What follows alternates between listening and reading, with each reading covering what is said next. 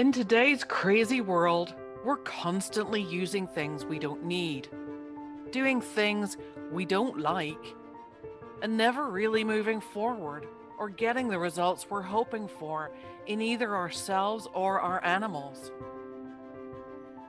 Are you ready for a change?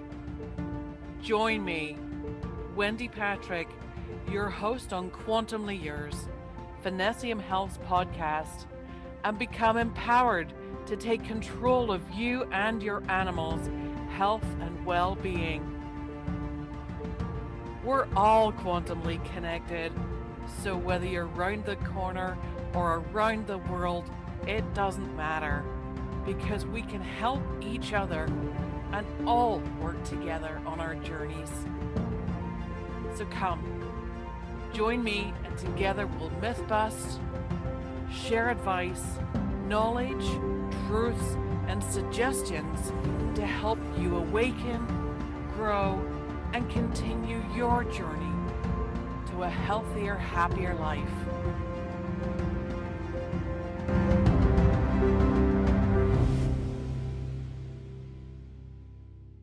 Hello and welcome to another episode of Quantumly Yours with me, your host, Wendie Patrick, owner of Finnessiam Holistic Health. Before we get going today, I just want to ask you, and thank you for those who already are, to like, subscribe, share, click on all the buttons, comment. Biggest thing about getting seen on these podcasts is when people comment. So even if you can go, sounds great, looking good, whatever you want to say, hate what you're saying, doesn't matter. I really don't care. Just put some things in there. Tell us what you'd like to hear about. We'd love to get the feedback on that. Give us some topics to talk on. And if you would like to come on with me, please reach out and come on as a guest, because I'd love to have you. I love chatting with anyone else as opposed to just me rambling on and rambling on and rambling on a bit more. So anyway, without further ado, I'm going to ramble on today about something that's become very common, something I get called about all the time. And in fact, I actually got a call the other week as I was driving, which was great because then I was able to chat away with them as I was driving on hands-free, obviously. And it made me think about, I should do a podcast about that. So we're going to talk about separation anxiety. Yes. And is it you or the dog? So the most common thing I get is like, oh, my dog's fine until I leave. And then he's all upset. And, oh, we got this new puppy and he did this, da, da, da, da. And that's okay. The first question I usually say is the dog crate trained? And actually, a lot of times, yes, is the answer. Because certainly, and crate training isn't cruel. That could be another podcast, obviously. But it's not cruel, because if you actually offer your dog somewhere to sleep and somewhere comfy and somewhere cozy and somewhere quiet, it's like giving them their own little bedroom. They'll usually go in, even if the door is wide open, they'll choose that because that's their space. They know they're off the clock there. So they know that they can relax. They're not going to get harassed. Please don't, if you have young children, don't make them or don't let them go by and bang the crate or stick their fingers through the holes and traumatize the animal. Because certainly this isn't just about training your dog, it's about training your children as well. But if you've got the separation anxiety thing, and the question I get is, well, he's crate trained, he loves his crate, or she always goes in there, and that she chooses to go. If she disappears, that's where we'll find her. But it's okay until I leave. My husband can leave. Like, they don't care. No, they do. But I leave and the dog's terrible, pants and whines and barks and just won't settle. So my question to this particular person was, how do you leave? And I go, what do you mean? I'm like, well, how do you leave? When your husband leaves, he's like, okay, see you later. Out the door. Done, right? Yeah. How do you leave? Well, I tell them to be a good dog, and I give them an extra cookie and tell them I'll be back. And I was like, well, there's your problem. And they go, what do you mean? I'm just being nice. No. you're increasing the anxiousness around the dog, because what you're doing is you are getting excited. Your anxiety level is raising. And whenever you go to leave, you were just fine up until that point. Like you were busying around, you were doing your hair, putting your makeup on, getting your glasses, getting your purse, your phone, making sure you had everything or your shopping list, whatever it was, you were busy. You're busy being busy because that's what people do. And your dog's just lying there going, doing that again. She's going to be leaving in a minute. She's going to get all worked up about it too.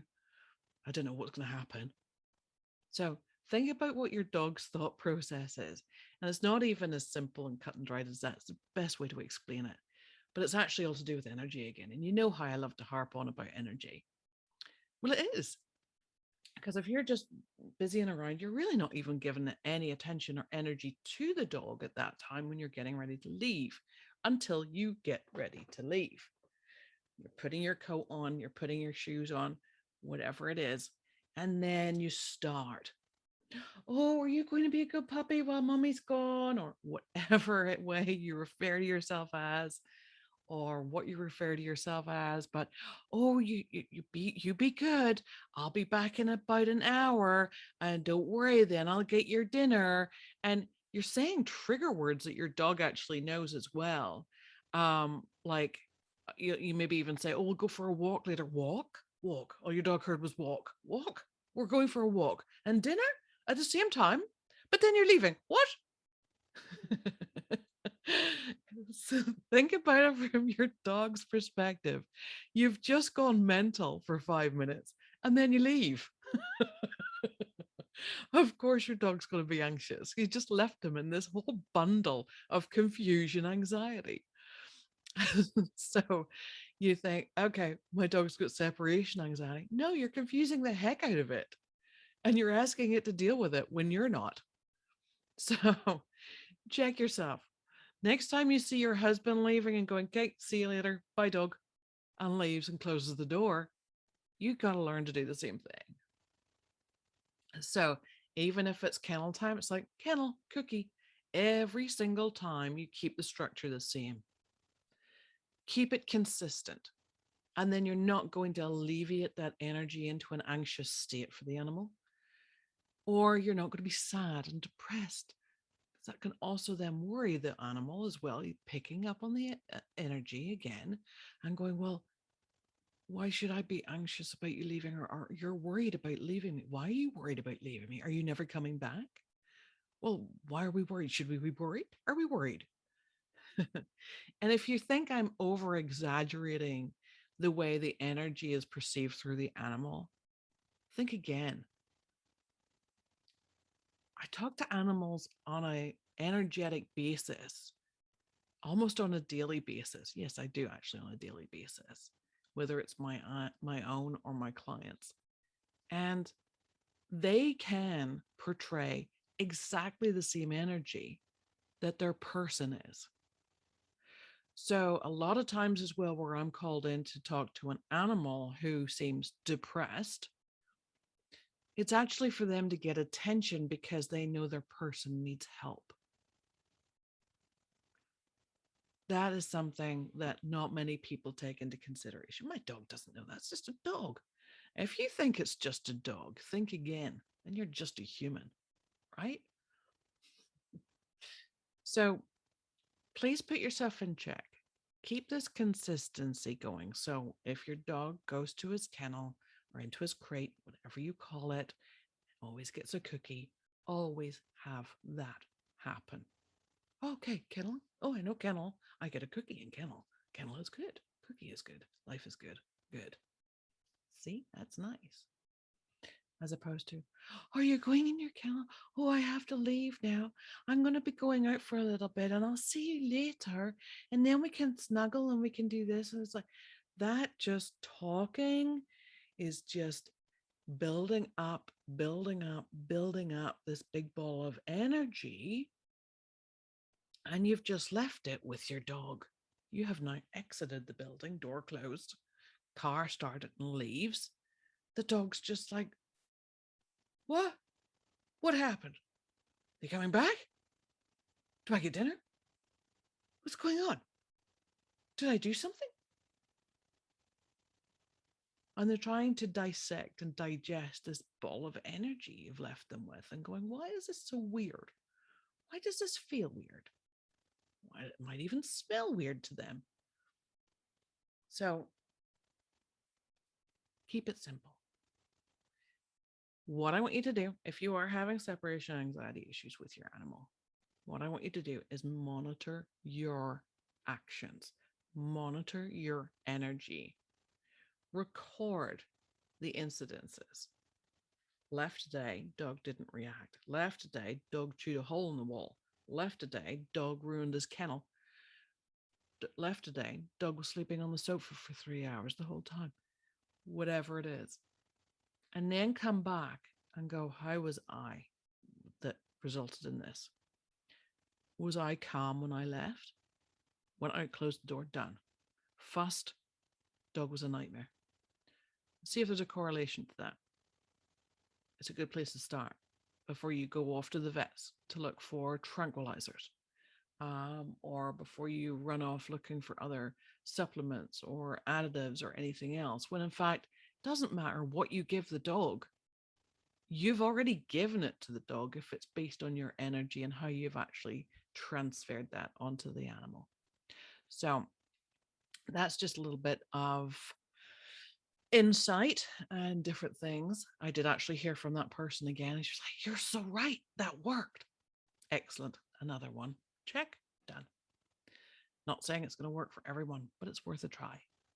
It's always worth a try before you start hitting with drugs or additives or supplements or other things or shock collars, God forbid. Or your dog barks when you leave the house. So training can help, but you have to train you first. Don't forget that. Hopefully this has been useful. Hopefully this may shed a light on some things for you and your pup. And certainly you can always get in touch with me, reach out. I will do virtual appointments anywhere in the world. And you can just find us all on finnessiamhealth.com. And this is me, Wendie Patrick, again, as always, saying, stay possum. All information, products, and topics discussed in the show are simply the host and guest's personal opinions and are for informational purposes only. None claim to offer a diagnosis, treatment, or cure. All listeners and viewers are encouraged to do their own research and consult with their own healthcare providers before changing or adapting any new protocols. Finnessiam Holistic Health, nor any of its entities, assume any responsibility or liability for any consequence relating directly or indirectly from the information contained within the podcast.